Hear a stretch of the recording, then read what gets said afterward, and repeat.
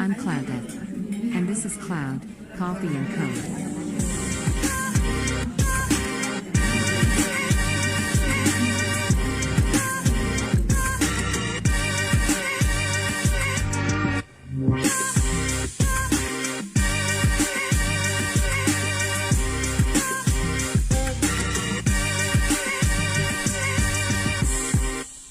Hello everybody out there, and welcome to another edition of Cloud Coffee and Code. Thank you so much for joining us. We have a very special guest in with us today. I can honestly say it's the first politician that we've had on the show, so that's a very interesting conversation to be had. Her name is Dr. Jo Jorgensen. She is a senior lecturer in psychology at Clemson University. She holds a PhD in industrial organizational psychology. She later worked in technology for tech giant IBM and was a president and sole owner of her own software duplication company. And if that's not enough, that's quite the resume. But if that's not enough, she recently became the first woman nominee for the Libertarian Party as their current 2020 candidate. Please welcome in Dr. Jo Jorgensen. Thank you so much for joining us. Great to be here. Thanks. So I will start off as I start off every happy hour that this is a happy hour. So I hope you don't mind, but I am this week. I always shout out who I'm drinking this week, and so this is Manassas Station, an American lager, because after all it's the 4th. So well, first let's. I know that I said this in the introduction, but you do have a background in tech, and well, so. Slightly tech. Well, you were a woman in technology, right? And you know, you've seen firsthand what it's like to walk through a not exactly a diverse industry. It's pretty male dominated, but you managed to progress. You went through the field. You started your own company. You were the president of a company, and so knowing what you know now through technology. If you were to go back and give yourself a piece of advice through tech, you know, what would that piece of advice be? It would have been, don't make a detour into technology, go straight to psychology. It's basically what it would be. I love it. So you are in psychology now. Yes. And so we'll get into your politics and policies now, because I have a ton of people who are in the QA, but you're as a psychologist, what led you to that career, and then ultimately from that, what led you into politics? Well, I've always been interested in basically how the brain works. I started out as a biology pre-med major, and then when I found out just how powerful the brain is in overcoming diseases and basically what's going on in the body, I decided that that's what I wanted to study. And as far as politics, I've actually never been interested in politics. I've had people ask me, so I guess you were what, student body president, maybe on student council? And my answer is no. I always hated the idea that an elite few got to make rules for the rest of us. So I was never drawn to politics. And I look at running on the Libertarian ticket as basically an act of self-defense, of trying to get back the decisions that we should be rightfully making instead of the bureaucrats in Washington making for us. Interesting. So never a class president, huh? That was never. Didn't even run for it. Didn't even like the idea of it. Wow. But hey, American president has a nice ring to it, though. It sure does. Along with the address. That's right. So in owning a bit, I'm gonna take a question that you've probably never heard before. Maybe how I always like to ask people about their journey and how they got to where they're at, and a lot of our journey has to do with failures. That's how we learn. That's how we learn the best, right? It's through failure, right? Trial and error. And so there's nothing like asking a politician what their biggest failure is, right? And how they got to where they are now. But what's a failure that was in your career that ultimately led to who you are now, and that you earned a valuable lesson from? Well, I'm not sure that Iowa psychology would agree that that's our greatest lesson is in our failures. I think it would be in training and knowledge, skills, and abilities. So I'm not a politician. what I have as a strength for politics is I've never raised taxes, I've never spent more than was in the budget, and I've never kept Americans under house arrest when a pandemic came about. That is, then I will take a greater look at that in training. Training's always important, right? Preparation. I cannot argue with that. And so, if you don't mind, I will get into some policies and politics here. I assume that's okay with you. Sure. And so while you are the woman, the first woman Libertarian nominee, this isn't necessarily your first stint or go at politics, right? You were the vice president nominee for the party in 1996. And so, what experience are you drawing from that experience for this presidential run?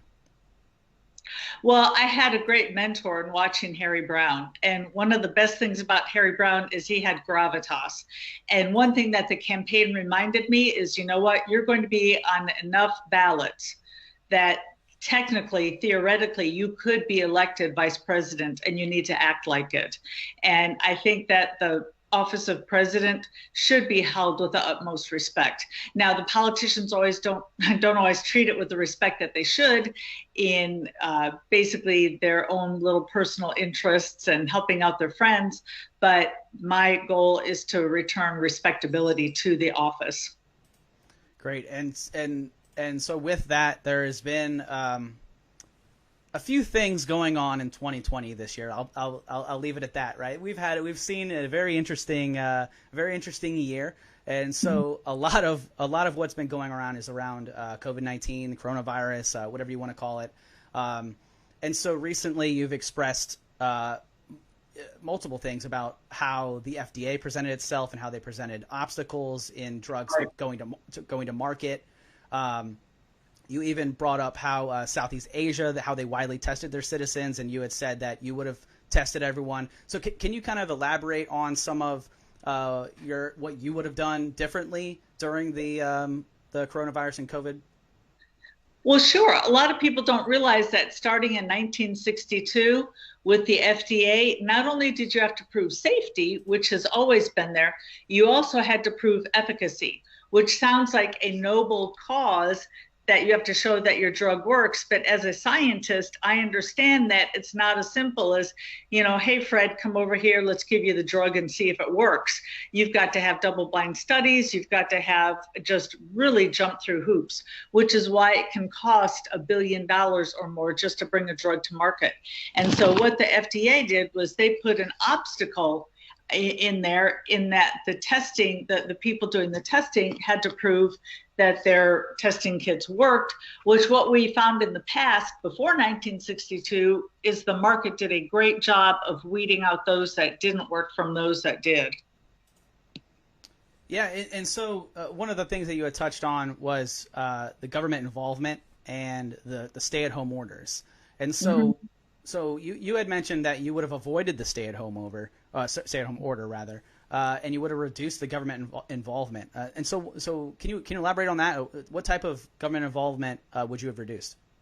Well, sure. If we had been able to get tested, and of course I wouldn't have had mandatory testing, but we're all adults. And if you listen to everybody, people wanted to get tested. They wanted to know if they had the disease.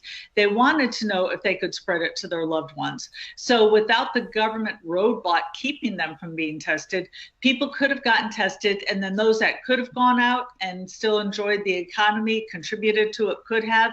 Those who were sick could have stayed at home and then not spread it. And that's what we saw in Southeast Asia. So what I would have done is had a system in which people could go out and work, and then we wouldn't have lost the tens of millions of jobs that we saw disappear. And this is a great example how government right now has they look at, oh, here, we've got a problem now. We don't have enough hospital beds, so we have to keep everybody home. Well, why don't we have enough hospital beds? It's because of certificate of need laws and other laws. And so this is a prime example of how the government breaks your leg and then thinks that you should be grateful when it gives you a crutch. And so speaking of of democracy and the you know, which way we should go and the crutches. I've always been wondering. I've been thinking about this question a lot and how to ask you, but the socialism kind of portrayal that Americans have with Europe is that they're all socialists and they all have a king or a queen, but there are a few countries over there that you've mentioned by name, like I believe Switzerland is one of them, where you had said that you wish that America would be one giant Switzerland, right? And so a lot of people who might not know Switzerland might automatically jump to socialism or you think they have a king or a queen or whatever, right? But they're actually a democracy. Well, except, do you mind if I interrupt here? Please do. I've only mentioned Switzerland when it comes to bringing our troops home. What I've said is I want to turn America into one giant Switzerland, armed and neutral. So that only refers to foreign policy. It only refers to national defense. What it refers to is the fact that we shouldn't be in everybody's business. We shouldn't be the world's policeman, and we shouldn't go around creating wars. We need to bring our troops home. And so this is a question that I get a lot from people regarding that is libertarians traditionally think small government. And so how do you prop up a national defense with a small federal government? Well, of course, you would need a much smaller defense. In fact, right now, our defense budget is 3 times larger than the next largest budget in the entire world, on the entire planet. So we could cut our defense by 2/3 and still be tied with the largest budget. There's no reason we need to be supporting wealthy Europe with their defense needs, and also being in places like Afghanistan, Iraq, Iran, that only causes more problems than it solves. The purpose of the federal government is to protect its citizens. And what's ironic is not only are they not doing a good job of protecting us, they're making us less safe. All we have to do is look at 9/11 to see that. So I'm going to go into the Q&A if that's okay here. I have a couple of questions that have come through. So Shane asks, and he says, I want to vote for you, but I'm terrified that Trump will win again if I do. What advice would you have for somebody like me? Well, first of all, what are you terrified about Trump? Are you concerned that I might not increase the deficit as much as he has? Are you concerned that perhaps I will bring the troops home and I will have peace? You know, Trump, and let me mention, I understand why so many voters voted for Trump, because they wanted somebody different. They wanted an outsider. They wanted somebody to come in and kind of straighten things up. But he's just doing the same thing that Republicans have been doing for decades, giving us bigger and bigger government, and our deficit just keeps getting larger. So my question would be, do you think government is too small? And usually people say, oh my gosh, no. And my answer is, well, then why would you vote for bigger government? So I know that you have a hard stop here in about 3 minutes, so I'll make sure that I get to a few of these QAs. We have one more other QA that is out there that says, I want to help. How can I help? And what are you looking for in terms of volunteers? Oh, thank you. Please come to joj2020.com. And I've got to tell you, we have just been overwhelmed with how many non-libertarians have jumped on board. Usually when a campaign starts, especially a libertarian campaign, starts out pretty small with the core supporters. And then as it gains momentum, it reaches out into the community. But from the very first week, we've had many non-libertarians volunteer, and we've got many more non-libertarians volunteering for the campaign than libertarians. So we couldn't be more excited. So the address again is joj2020.com. Great. And so I'll have to end on a fun question, right? So I know I know that you're at Clemson University. Yes. And so go Tigers. I grew up a Clemson fan, go Tigers. And so my question there would be is, what are your thoughts on if they play? Do you think that they can do it? Do they get back to the championship? Oh, absolutely. And as you probably know, they came to the White House, and because of the strike that was going on, President Trump gave them fast food, and he was roundly criticized for it, which I didn't see a problem with that. In fact, I think the average college student would probably prefer fast food to, sitting down with a fancy dinner. So I've often joked that if I become president, then I'll be the one who gets to welcome Dabo Sweeney and the Clemson Tigers to the White House. So that would be a great moment in history. Yeah, I would love to see it. I did not go to Clemson. I went to West Virginia, so go Mountaineers. But I grew up a Clemson fan, and when I saw that, I knew I had to bring up the Tigers. So, yep. Great question. That's right. Well, hey, thank you so much for coming on. I know that you have a quick. You're a busy woman these days, right? And you have a quick drop off at 4:30. So, thank you so much. And is there anything that you would like to say before you go? No, as I would say is I understand if you voted for Trump because you wanted something different. We're the only party who is actually different, who truly wants small government. And for any Democrats, I'd like to point out that the Democratic Party was traditionally the anti-war, pro-peace party, and we saw how the Democratic Party muzzled Tulsi Gabbard. So if you want peace, again, the Libertarian Party is the only party to go to for that. So I'm at joj2020.com, and I can't thank you enough for that. Of course, yeah, have it. Thank you so much for coming on. I appreciate it, and best of luck come November. We'll be pulling for you. Thank you. So, guys, thank you so much for hopping on with us this week. If you have missed any of our previous shows, you can go to cloudcoffeecodepodcast.com. That's cloudcoffeecodepodcast.com. Obviously, we're live every Friday at 4 o'clock. And so until next time, here's cheers and happy 4th of July, everybody.